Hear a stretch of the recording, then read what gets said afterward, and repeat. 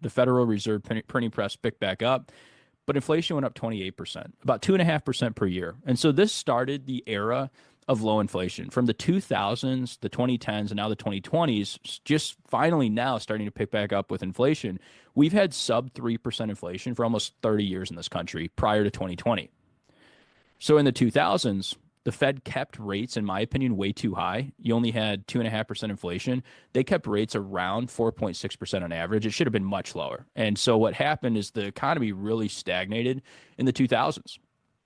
The S&P went up a total of 6%, not per year, a total of 6% for the entire decade. And so my point is even when you have these major issues with inflation or these major problems with money supply, don't panic, because to me the worst case scenario of the S&P is you get a flat return.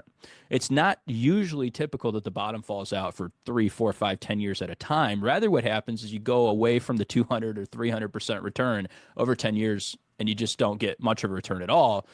But here's what you have to remember. That's just the S&P, where it was heavily concentrated in tech in 1999 and 2000.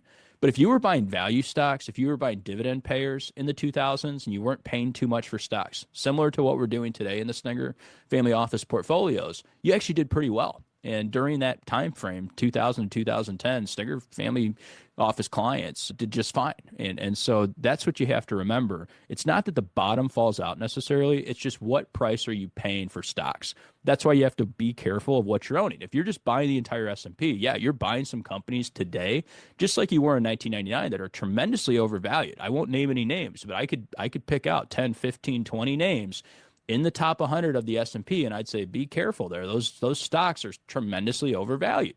But when you pull those out of the index, you're paying maybe 18, 17, 18, 19 times earnings. That's not 1999. We're not paying 44 times like we were in the tech bubble.